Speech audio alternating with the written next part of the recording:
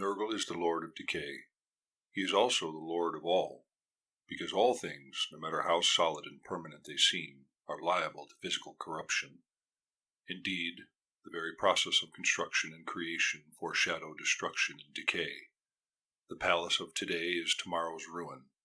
The maiden of the morning is the crone of the night, and the hope of a moment is but a foundation stone of everlasting regret.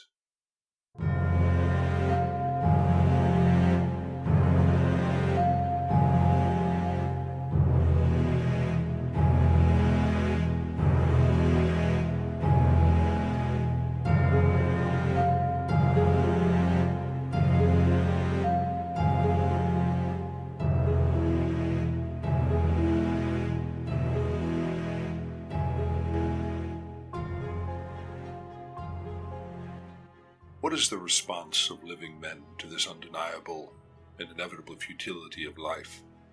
Is it to lie down and accept death and the coming of naught of every endeavor? No, it's not. Faced with the inevitability of death, what answer can there be but to run through life at a breakneck pace, cramming each day with hope, laughter, noise, and bustle? Thus, happiness and human endeavor are sired by a coming to terms with the decay and futility of life. This realization is the key to understanding the great Lord of Decay and his worshippers. Once we comprehend what it is that the chaos power Nurgle embodies, it becomes easier to understand what might otherwise seem a contradictory or even perverse nature. On one hand, he is the Lord of Decay, his body racked with disease. On the other, he is full of expected energy and a desire to organize and enlighten.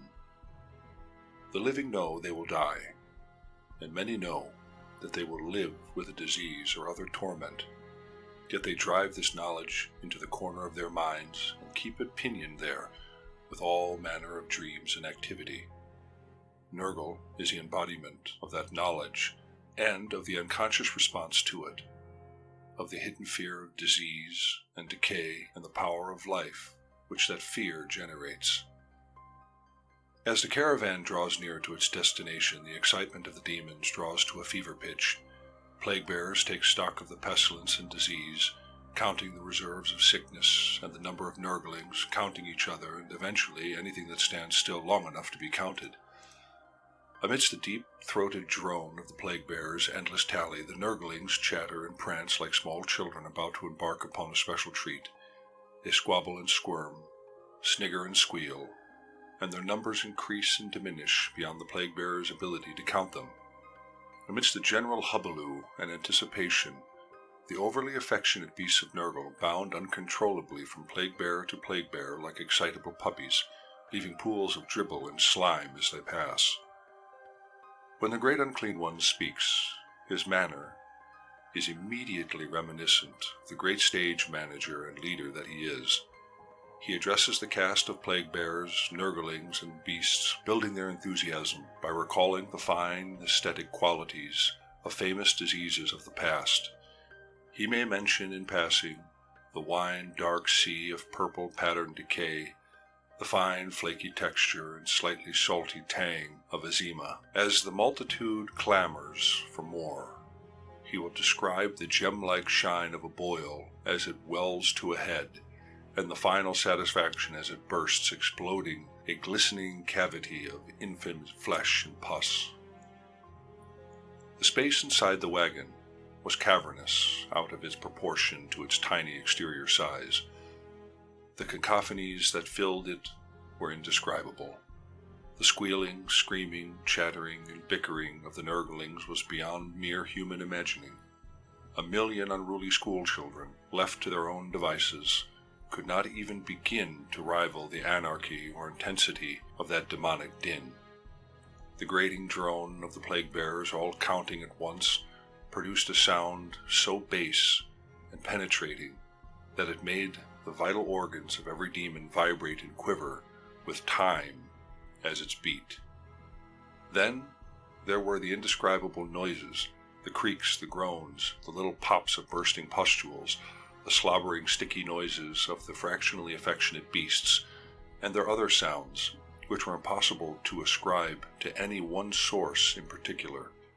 Amidst it all, waving his arms, the great unclean one was trying to make himself heard. Ah, gentle creatures, children my pretties, lend your ears to your loving father. Cease thy aimless chatter, banish thy banal burblings. It was quite useless. The noise continued, the squeals and the laughter reaching a new crescendo. The great unclean one appeared for a moment to be hurt by his fellow demon's rudeness. Then he decided to put an end to it all. Shut up! He bellowed. The noise stopped instantly.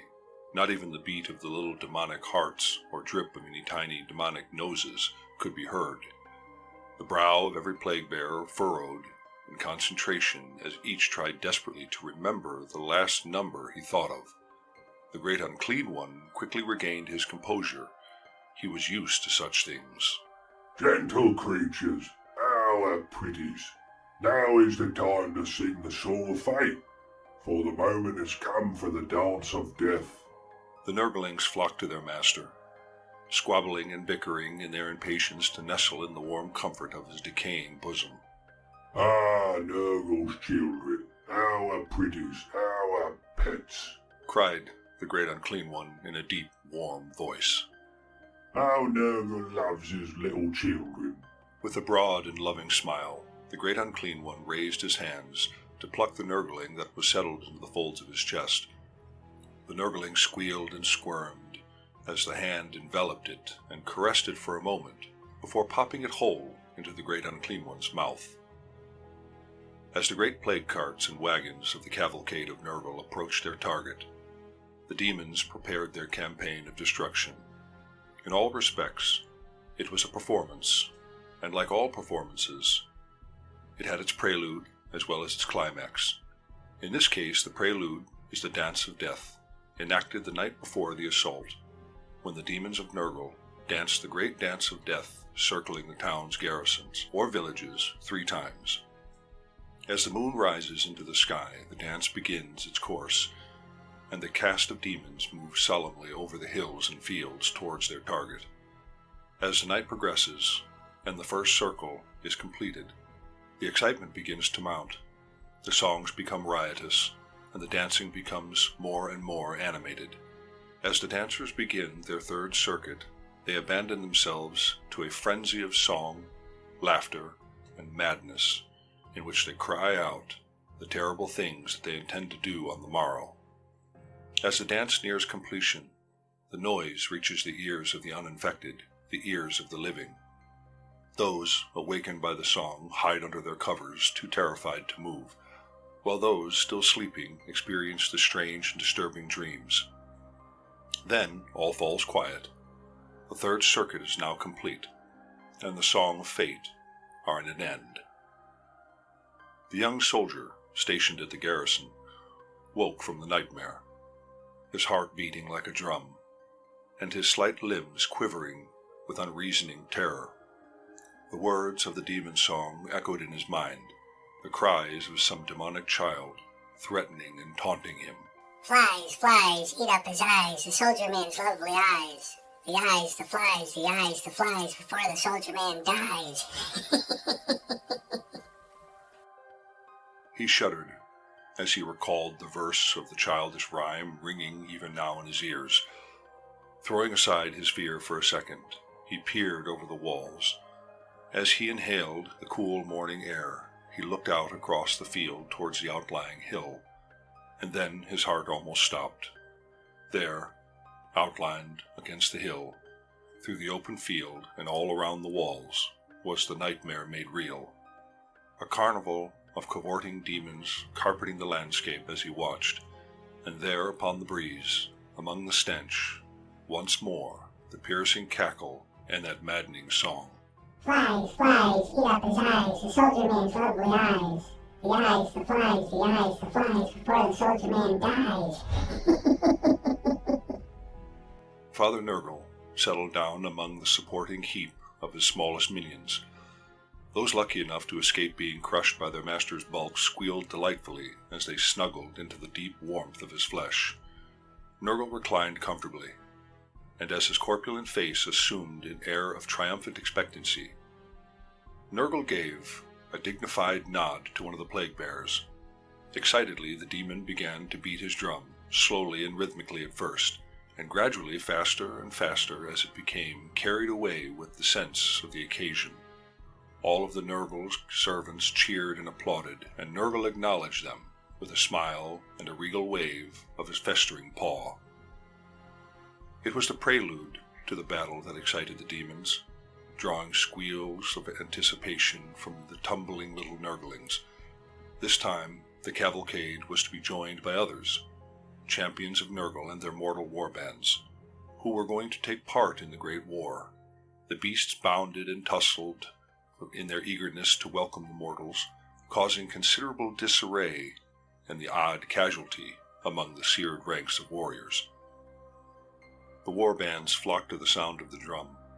They came in carts and wagons like those of Nurgle's own cavalcade, marched into the camp, or simply distilled from the surrounding woods like shadows at sunset.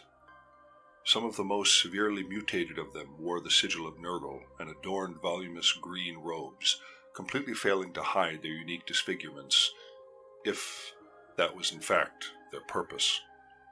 The plague bears carefully recorded the name of each champion as they arrived, announcing his title as loudly as they were able among the rising laughter and squeaking chatter. The show pleased Father Nurgle immensely. The busy, scampering demons, the creaking carts and their tinkering bells, the gaily colored masks, and carefully decorated palanquins bearing various demons or champions.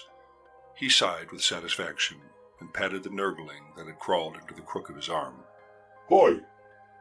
What month is it in this mortal world we are in? November, Squeaked the Nurgling. Ah! More like Nurgle November it is. Yeah, that's right. Nurgle November.